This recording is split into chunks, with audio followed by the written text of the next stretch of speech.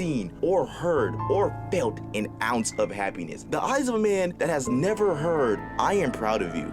This was not a person I wanted to mess with. And if he ever figured out about my existence and my late night FaceTime calls with his wife, there was no doubt in my mind that he would come to the store and... When you get older and you're outside of high school, working a job is one of the only natural ways you still have of making friends. I don't know, it's something about being in an enclosed space with a bunch of people that all equally don't want to be here that just creates everlasting friendship. But once you get out of school, it gets rough. Like, for you to go make friends, you have to go out of your way, which most of the time you just end up looking weird. Let me paint you a picture. Let's say you're at your local pool, you're with your friends, you're chilling, you're swimming, whatever, and a random shirtless grown man walks up to you like, "Yo, bro, I saw you guys over there having some fun and I thought, those guys are pretty cool. The name's Carl, wanna be friends?" Like, unless you're just that outgoing, open to talking to everyone type of person, there's no way that conversation doesn't end with 3 fake laughs and soul-crushing awkwardness. Or maybe that's just me. So this story takes place 3 months after the whole Popeye situation I went through. And I'm right back to being broke in the most expensive state in the US. Like, I'm surviving off my $325 monthly EBT deposit, which you think is a lot of money until you see the way I used to spend it. And if you don't know what EBT is, good for you. So during this time, our roommates / basketball teammates were David, my brother, and Brian, my friend from high school, who also came to California for basketball. They both used to work the security job, and they would always talk about how easy the job was and how good the pay was. But let me explain why I could never work that job. Reason number 1 was where we lived. We lived in Oakland, California. And if you search that up, that's part of the more dangerous areas of California. Going out there and trying to play security guard, you are bound to run into some crazy people. Reason number 2, the only available shifts they had were graveyard shifts. And if you don't know what a graveyard shift is, this is where sleep goes to die. Like, you have to be up all night and then sleep all day. And no matter how much you sleep, you are always going to be tired. And I know this because anytime I saw Brian or David come back from work, they looked like zombies. I'm talking crusty lips, eye boogers, bags under their eyes for days. Nothing about the job looked easy. Reason number 3, and the most important reason, my face isn't intimidating, like,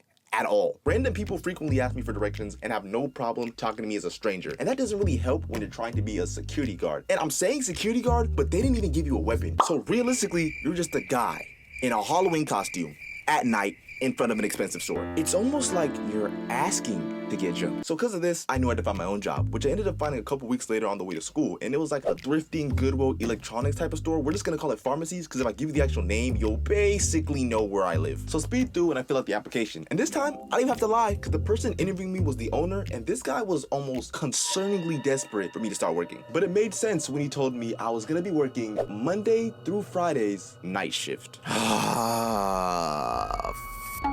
Now, the shift wasn't graveyard shift bad, but we closed at like 2 a.m. and we left around 3. So my sleep schedule did take a hit, but it wasn't zombie face, cracked lips, or eye bags for days bad. But still, working that late at night had its own pros and cons. Like, on one hand, you get little to no customers, peaceful nights, and you're really just getting paid to chill. But on the other hand, you can end up dealing with some real deal lunatics. And to make it worse, I had to walk home. I'm lying. I ended up stealing my roommate's bike, and once I got off work, I would haul it home. I wasn't finna risk a, hey, little homie, let me holler at you real quick.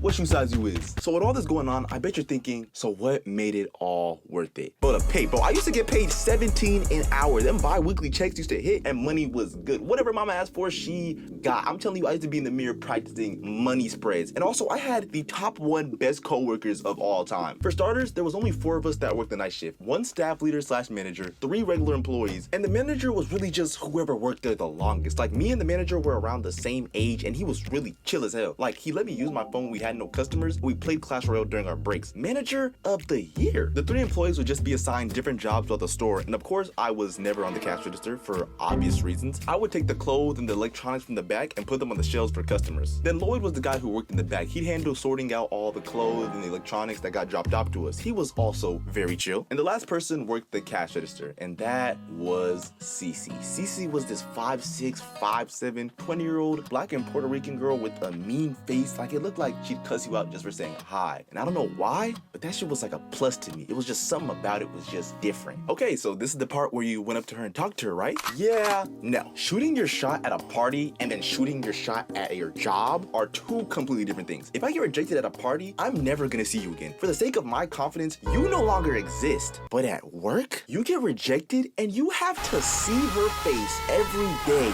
as a constant reminder that you are not that nigga, you were never that nigga, and you will never be that nigga. And every time she sees your face, she's reminded of the weirdo that tried to ruin the work environment because he thought he had a chance. So I decide, for the sake of my sanity, I'm not gonna say anything to her, besides the occasional, is there a price tag on this shirt? Yeah? Okay. That's it. No hellos, no how's your days. If she walks by, I say nothing. If she slips, I look the other way. If she sneezes, I say f you, not taking any risk. So this lasts for a couple weeks, but one night, it's late, no customers. Me and my manager are playing Clash Royale, and as we're playing, we hear yelling coming from across the store. And the yelling doesn't stop. So at this point, me, Lloyd, and my manager are all trying to figure out what's going on. So we look and we see Cece going back and forth with somebody on the phone. She hangs up, pulls out her vape, and starts smoking. Is she allowed to do that in here? What, you wanna stop her? So after some time, me and Lloyd are walking past the cash register, and as Cece sees us, she goes, men really ain't You good? What happened? Cece then goes on this long story about how her ex is crazy and stalking her. He's trying to hack her